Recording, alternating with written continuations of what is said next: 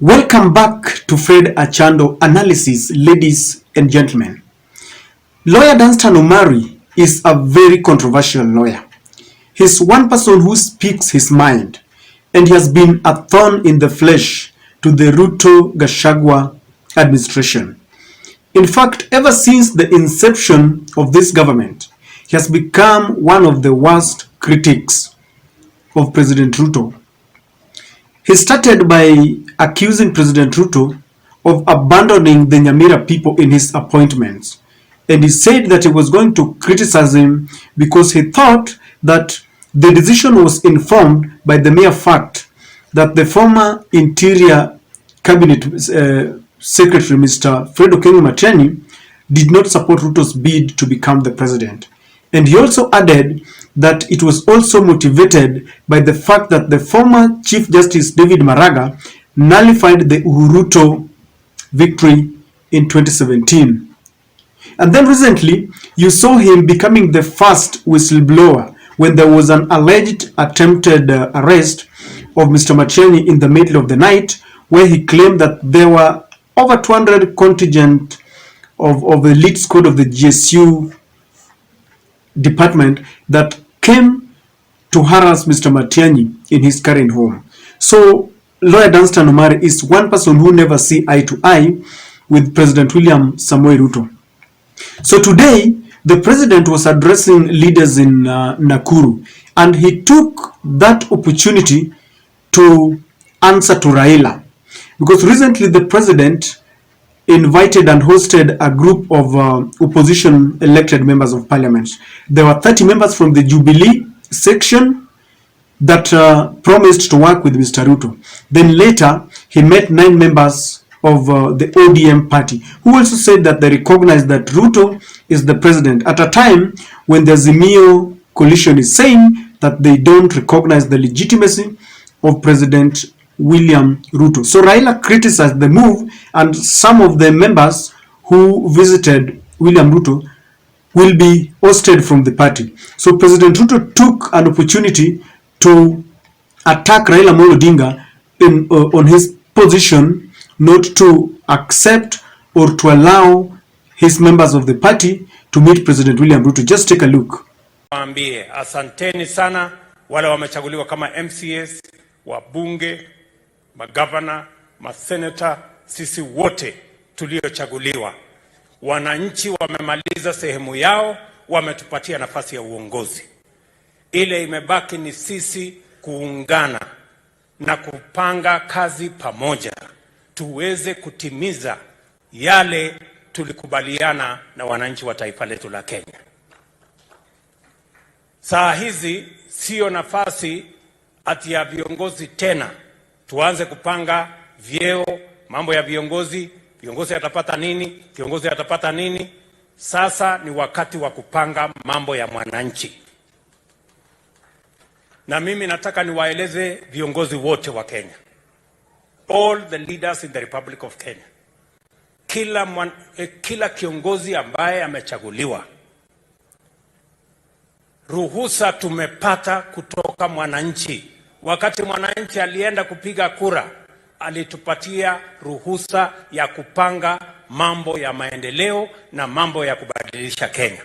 Hatuhitaji ruhusa ingine kutoka mtu mwingine yoyote, kwa sababu kuna watu wamezoea siasa mbaya, siasa mambo zamani, siasa duni, ati ya kwamba kiongozi amechaguliwa, amepatiwa idhini na wananchi. Mtu mwingine anaenda kutengeneza baria, anaenda kutengeneza mahali pengine, ati lazima sasa kabla hujafanyia kazi wananchi, ati lazima uende uulize mtu fulani ruhusa. Hiyo iko wapi katika katiba ya Kenya?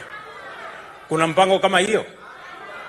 Ati kuna mtu anaenda kuna mahali imeandikwa kwa katiba ati kiongozi amepatiwa kazi na mwananchi, ati aende uulize ruhusa mtu mwingine tena amfanyie kazi mwananchi? Iko kitu kama hiyo? Na kama inahitajika ruhusa ya kufanya kazi mwananchi amekupatia, si unarudi kwa mwananchi kumuuliza ruhusa kama hiyo kazi alikupatia ufanye ama usifanye? So tuwache hiyo mambo ya upuzi.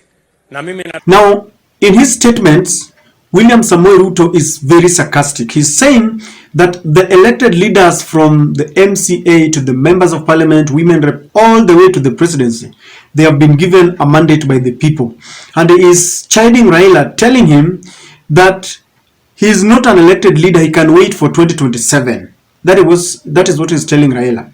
And he is telling the elected leaders that they don't need any permission from Raila Amolo Odinga to meet President William Ruto. In fact, he says that the only people they need to seek permission from are the people who elected them. He says he met them because they wanted to discuss matters development, that there was never politics that was discussed. But Danstan Omari differs sharply with these statements, because Danstan believes that development matters are not left with President Ruto. In fact, he says that there is no law that allows the president to dish out development projects. This is what Danstan says. He says this, that the power to allocate development is with parliament, not the president. And he continues to say that it is budgeted. Any development agenda must be discussed in committees brought to parliament. So Danstan Omari believes that matters to do with development are discussed in parliament, and the president has got no power to allocate development. In fact, Danstan is saying that we are going back to the darkest days where the government used to divide the opposition into pieces by dangling development as a carrot. I want us to discuss the position of the president on meeting the people vis-a-vis the position of Danstan Omari. I don't know what you think. Let us discuss this and tell me what you think in the comment section. Before we do this, ladies and gentlemen, kindly support our channel. We have a 50 shillings challenge. I'm requesting you to help me. I want to buy a camera. As you can see, most of my content are very not clear enough because the audio visual facilities that I'm using are not very okay. So kindly help me with whatever you have, 50 shillings, something less, something more. I'll really appreciate you. The Mpesa number is there. It will give you the name Fredrick. And don't forget to hit the subscribe button, click the notification bell, and like our videos. I want to say this, that William Ruto has got two hats. Kofia. One, he is the president currently holding the sword to State House, and he is also a politician. So every move that he makes, every statement that he makes, every action is looked into in two ways. One, there are things that he will do in his capacity as the president, but 80% of those moves will be motivated by politics. Like, I know there is a very thin line between meeting the president for development purposes and joining him to work with him. But if you look at the intention of President William Ruto, I can assure you without a shadow of doubt that the reason why he met especially the 9 members of the ODM party is because he wanted to create a perception of politics. When Raila Odinga has declared that he does not recognize the legitimacy of President Ruto and he has started his campaigns, William Ruto wanted to show the whole country and the whole world that some of the members of the ODM do not recognize and do not buy the idea of going to the maandamanos, and they recognize William Ruto as the president. So this is what he wanted to do, because part of the discussion, I'm sure, was to send the leaders to go and at least pacify for him the area of game so that he could go for the late Magoha's burial. He did not go, and this tells you that in as much as he took the leaders, he did not take the people. The people don't subscribe to this idea. That is why he knew very well from intelligence that even though he had talked to the people, to the leaders, the locals do not buy this story. He just wanted to create it that now people like Jalango and all these leaders who have visited him, are reading from a different page from Raila Odinga. And perception of politics is a big tool in politics. Whether it will succeed or not is something that we want to wait and see. He is also trying to divide. He's using the divide and rule tactics. And in fact, he wants to weaken the opposition. This is something that Moi used to do. And he's dangling the development carrot so that they can swallow this bait. When you have an opposition that is losing over 30 members, in fact, it was even laughable that William Ruto's hidden hand caused people like Kanini Kega to try to oster the officials of Uhuru's Jubilee Party, because they attempted to suspend the Secretary General Jeremiah Kioni, the Vice Chair David Murathe, and even the Treasurer. So it tells you that he wants to weaken the opposition so that the opposition can be very weak. When you weaken the opposition, you will do whatever you want in parliament. You will be passing everything. When it comes to the laws of replacing the IEBC commissioners to prepare for 2027, there will be no one even to ask you. And this is what he's trying to do. He started by taking all the UDM members immediately after elections. So he wants to weaken the opposition. In fact, the other thing that he wants to achieve is to ensure that he cuts off all the branches so that Raila can stand alone, can remain as an island, so that when people look at him, they will look at him as this is a Luo affair, Raila with some few. But it is not succeeding, because if you look at the rallies, people like Eugene Omalo are there, Jeremiah Kioni, everyone is on board, and the rallies are thronged. People go there because they want to hear what Raila tells them. Raila has said that he won, and he wants back his victory.